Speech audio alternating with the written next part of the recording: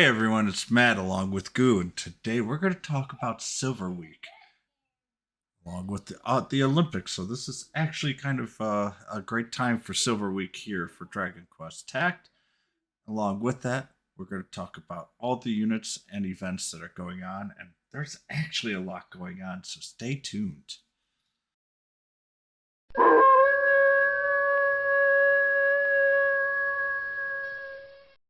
All right, quickly, we're going to talk about the units. The first one is famed Schleiman Tank. We're going to call him Goo Tank. Leadership effect increases physical skill power by 10% is okay. There are a lot of other units that have this. Then there's better ones. This is probably the weakest part about him, and not probably. This is very, very, very good unit. Going obviously is a slime. Physical attack base unit that can act as a damage sponge if you place it correctly. But the interesting part is to really unlock its power, you need the First Awakening skill, which can auto attack with basically Fusillade, which gives it a very powerful damage as a secondary chase with another unit, very much like Metal Dragon. So yes, it can act like a sponge, but you want to make sure it keeps its distance away from a lot of other attack units so that you can give it the damage it deserves. Also has a wonderful ability for it to increase its agility and movement speeds on every odd turn, starting level turn 1 through turn 10, only on odd turns. But the big thing to know is that the agility will not be increased till it has its turn. So that means its first turn it will act slow, which is can be to your advantage in both arena and in PvE. So it's both a con and a potential positive on that fact if you plan for it properly. Second and fourth is Frizz and Sizzle resistance. Third one is a very powerful reflect 2 turns at the beginning of battle and gives Slime Cannon +5. Last one can occasionally increase physical skill power for 1 turn and Slime Cannon +5. That reflect really makes it incredibly annoying in arena and also very, very useful for yourself, obviously, and can basically, if you want to make it a unit that's fast by giving a claw as an example, making it go to the top of the line. It can take all the physical damage and be immune to magic, so it's very, very strong in that regards as well. If you want to go that route, or kind of go with the slow counter with a slower, slightly slower agility, and then go after smoke grenades, the first one inflicts martial damage to all enemies and sometimes will dazzle. The second one is Fusillade as example. It causes very major damage, martial damage to an enemy. This is a wonderful skill. And the last one, Slime Cannon, large bang type physical damage to all enemies and will occasionally lower physical resistance for 3 turns. Very, very, very powerful skills. This is one of the top 10 units still in JP. So very, very good unit. The unit that can be summoned for Goo Tank is Automaton. It's actually a pretty good unit as well. There are better A units out there, but this one is surprisingly interesting. Has the ability to increase its strength for 1 turn. Its attack, if you get 5 hearts, is 465, and if you're going to go with the Goo Tank as one of your main units, trying to get him 3 hearts, there's a good chance you will get him to the third or fifth awakening. The third and fifth awakening increases 5% stun, which is great for his clutch shoot or clutch shot. Probably is going to be his pronunciation there, which inflicts 185 physical damage to an enemy and will occasionally stun. That gives him a greater chance of doing that. The last skill, Temple Blow, inflicts 185 power on all enemies and sometimes lowers Wisdom, which is a skill that we don't have. So it can increase its strength, which is already pretty high for a level 110 unit, 465, and has good agility at 360. Its HP is good at 960. Its defense is very low, 270. is somewhat of a glass cannon, but unlike some of the units beforehand, they greatly increase the strength for one turn afterwards. Does not take any defense away from it, so it will survive. Um, and its First Awakening also gives you movement and attack for one turn after it attacks. So it has a very high chance of having really high attack. And basically, it's a good unit overall, and very surprising that a unit like this, and I'm going to say it's not a top 10 unit. A lot of those units actually are free to play, where we are able to grind them, and those rankings get a little skewed in that regards because of that. But this is still a fairly useful unit overall. So all in all, I'm shocked that they paired these two together, but it's a very, very good banner because of it. All right, I'm actually going to go with Silver Swordsman first, or the Silver Cape, kind of depending exactly how uh, talk about it. This one is the one that we farm first, and farm as in this one goes in a regular level. The second one requires a special level, which I'll talk about. So the Silver Swordsman is actually a really good unit. The one that I'm going to focus on first, and honestly, if you want the Silver Platypus, you still can use it while farming for the Silver Swordsman as well. First skill, Remizuki does 105% zap physical power to all enemies. Second one's Phantom Stroke, which does 180 physical damage to all enemies and will move up 4 squares. But the interesting part with this unit, with the Silver Cape or Silver Swordsman, is that he can move through obstacles. His movement is relatively low at 2, but if you do the Third Awakening, moves to 3 for the beginning of the battle, and along with that Phantom Stroke, he can attack whatever enemies you want. And that First Awakening increases dodge rate for the first 3 turns as well. So it's not very. It is a glass cannon. It's 461 attack with 423 agility, but only 850 HP and 225 defense. But the dodge can be pretty annoying, and with the high agility means it will dodge a decent amount.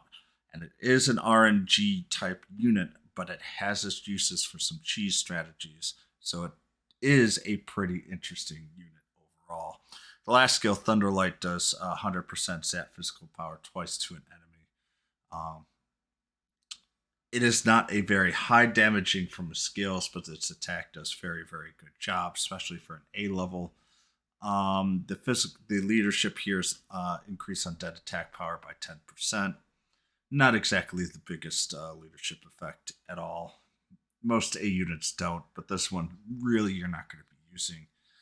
The other one is a Silver Platypunk, which is going to be a unit that we will be able to get, but it has its own special board. You have to get 5 of Silver Tails in order to challenge it.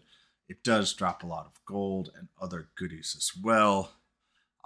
As a unit, I would say it's a little weaker compared to the Silver Cape, but I have a little bit more affinity towards the Silver Cape than some other players, especially in Japan, have it just because, as I say, I kind of liked it. It's an RNG type character.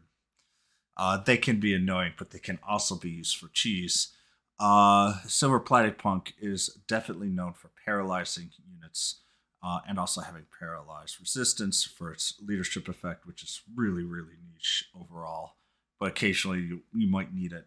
But otherwise, if you're not worried about paralysis or it's not like that's all this does, you're not going to use Silver Platypunk very much for the leadership. As I say, breathing makes enemies paralyzed sometimes. The third one increases numbness on the breath, so it does help out with breathing overall. Second skill, White Ice, inflicts crackle breath damage to all enemies, and the last one, Crushing Silver, is crackle spell damage to all enemies and can rarely lower agility for 3 turns. Both of these A units, I would say, are definitely solid middle in the pack for A units. They can be really helpful, especially if you need to attack on agility There's some skills that require the agility to be very specific range. Silver Platypunk can be helpful in that regards because it does also do some spell damage, where most of the other agility spells is just pure cast it and hope it sticks.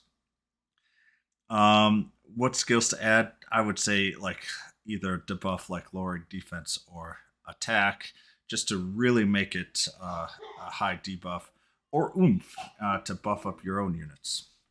Its stats, I actually really like the stats for this type of unit. Its agility is great for 382 for a debuff type unit. Its HP and defense are good for an A for 913 and 321, especially for a spell casting type where it's not designed to be in there for very long. I think it's actually really fantastic that it has such high HP defense. Its MP is 343. Its Wisdom's 277, which is good enough. Crushing Silver, you're not looking for the damage, but looking for the lowering of agility. So it can do a little bit of bite. Actually, if you want to add a heal, it might not be a bad unit either.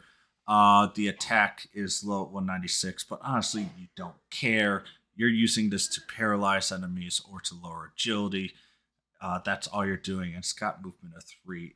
It checks all the boxes other than the leadership effect, which is very, very niche at best. All right, for the Silver Week items, I was going to include Thunder Now, which is the Pasulas, which is the Cave of Trials 3. It is very much like the claws that we are going to get, except it's Zap. This I'm just going to focus the rest of the time though on the Silver Week items. The High Slime Now, which is designed for our Goo Tank, but I personally prefer the Lollipop, as I discussed in my review of the A units in detail. But once again, it is very specific on how you want to build it. This now was kind of designed for him, and you can also actually use it for like Slime Heart as well if you want to. It's attack plus 14, agility 40, or sorry 20, and slime based physical skill power plus 5%. Alchemy is slime. All of these are slime based skill power, attack, wisdom, and agility. You can also use the slime now, as I say, on the queen and any of the slime units. So it's specific, but it was built more in mind for our tank. As I say, I still prefer the Lollipop, but this is still something that can be received. The other two, and during the week, the other two is you can farm within the chapter 1-4 and 1-1. They're actually decent armors. Don't need to farm too much of it, but try to get a good roll. The Silver Mail gives dazzle resist and defense, and you also can get some whoosh physical resist with the alchemy. The last one is the Silver Sword, gives really high HP and attack, but it has no benefit other than that. So it's another great HP sword, which is really, really good for breath units, just because you're focusing on HP. There's physical power that you can get, and strength, physical power and physical strength, along with HP and attack. I would really just focus on the HP and the physical power and strength bonuses, because this is a pretty unique sword with such high HP. Units that are breathing and you don't have a breathing thing would love to have this sword, because then you don't really care about those stats overall. Trading material bonus. So in Japan, and I know we recently had something similar, so I'm not sure if we're going to get it or not, but this is what Japan had. Had two different bonuses during the Silver Week. The first week was a double reward for story. This was just like what we had on hard mode, especially, where you can get rank up materials that basically you like get from hard road, and it really, really helped me spend all my gold to rank up as many units as I could. Also, all Silver Week had double story gold earned in quests. This was really, really nice because I am very, very broke in this game, and I can really use that. Last one is another special missions can be set can be earned during this period. Another rainbow orb, And most of them are actually pretty easy to get, and there's just defeat X number of stages or enemies, and is not nearly as hard as some of the other ones going on as before. The story is fairly short. You'll be able to farm in episode 2 the Silver Swordsman, and you also can farm the materials that you're looking for in story quests, specifically for the Silver Tails. And it's a great time to farm for Claria or for the story when we get it. The new unit Stalagmite Slime. Silver Tails will be dropped, which allow you to challenge for the Silver Platypus, which gives you need 5 of these tails each time you're doing. You will to challenge it. You will get a very large amount of gold and potentially Silver Platypus as a friend, and some other wonderful stories here. And the last part is that there will be a 30 times free uh, summons. So you'll be able to get the vouchers on 3 different days, looking like February 7th, which will be pretty much when I get this uploaded, the same day it's uploaded, the 11th and the 15th. And this is 1 times Scout, not Scout times 10. So you will see with all silver, rank BC, double chance to get bonuses gives extra 2. So these are kind of interesting with 10x all silver, but all in all, it's going to be a relatively short Silver Week 10, but it has some pretty interesting rewards. I hope you guys enjoy. This is going to be fairly short because other than the units coming pretty fast, uh, this is basically just a little mini event before we hit our next story event, which I will try and get done middle of this week. So I hope you guys enjoy. I will see you later. Goodbye.